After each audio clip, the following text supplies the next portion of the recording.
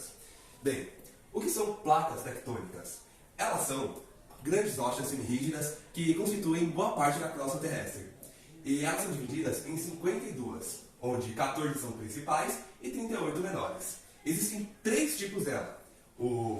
As placas oceânicas, onde elas são formadas pelos assoalhos oceânicos, e as placas continentais, onde elas são formadas nos continentes. Existe também a terceira, que é as placas oceânicas continentais, onde elas pegam metade do assoalho e metade do continente.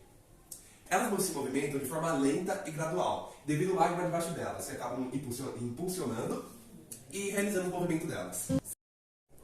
Sor, as placas tectônicas têm alguma relação com os terremotos, tsunamis e atividades vulcânicas? Sim, tem tudo a ver, porque, como você pode ver, as placas tectônicas são grandes e são basicamente a crosta terrestre. Embaixo dela temos uma alta temperatura, porque é o magma. E esse magma faz uma ação onde ele fica circulando toda a Terra. É uma ação circulatória.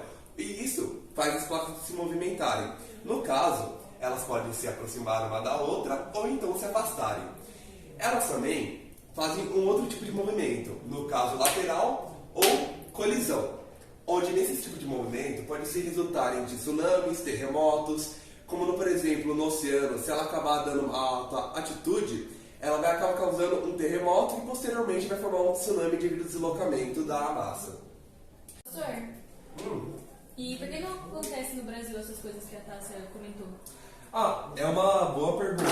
Primeiro, o Brasil ele fica sobre uma placa chamada Sul-Americana.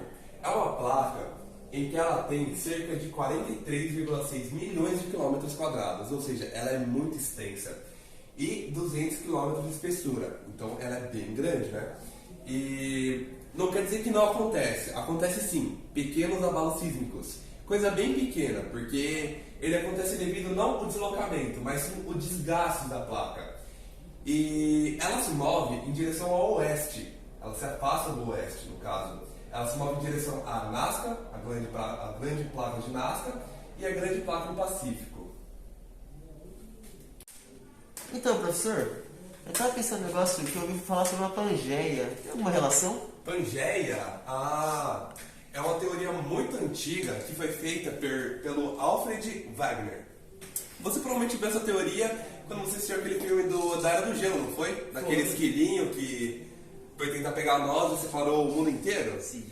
Basicamente, ele fez essa teoria porque ele acreditava que antigamente todo mundo ele era feito por um só continente. Esse continente era chamado Pangeia e ela era cercada por uma só placa tectônica, no caso uma crosta terrestre. Essa crosta terrestre ficava embaixo dela, né? E segundo essa teoria, que posteriormente foi confirmada como teoria das placas tectônicas, devido ao magma e todas aquelas coisas, ela acabou se separando e se fragmentando em duas, que no caso foi a placa sul, chamada Gondwana, e norte, chamada Laurásia. E essas duas placas foram se fragmentando, formando novos continentes. Então, gente, agora para terminar a última parte do nosso estudo, eu vou falar um pouco sobre os limites das placas, os três tipos de limite. Começando pelo limite divergente. No limite divergente, as duas placas tectônicas acabam se afastando uma da outra, formando assim fendas na crosta dela. Nessas fendas acabam expelindo magma, que esse magma que vem do interior da Terra acaba acrescentando nela, ao redor dela, um tamanho. E nesse tipo de limite divergente, eles acabam formando vulcões, terremotos, tsunamis, que no caso foi o que eu expliquei, eles se afastam, sobe magma e é mais ou menos isso. No segundo tipo, temos as placas convergentes. Nesse caso, elas é o contrário, elas se aproximam uma das outras. Temos vários casos. No caso da oceânica com a placa continental, elas dobram.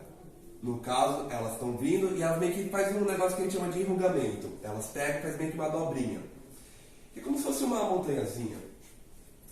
Bem exemplificado, né? Quando no caso são duas placas oceânicas, elas acabam uma subjuga a outra. No caso, a mais densa acaba afundando e a outra fica por cima. E por último, temos quando são duas placas continentais. Por as massas serem iguais, elas acabam só dobrando também, igual a oceânica e a continental. E por último, a gente tem o transformante, que no caso, elas mais ou menos estão juntas e elas acabam deslizando uma na outra. Quando elas fazem esse movimento de deslize, elas acabam rachando. E nessa rachadura, não ocorre destruição, não ocorre criação de novas placas, não ocorre nada. Simplesmente origina falhas. E essas falhas, elas provocam alguns asbalos, mas não tanta coisa. Uma falha bem conhecida, que já teve até filme sobre, é a falha de San Andreas. É isso.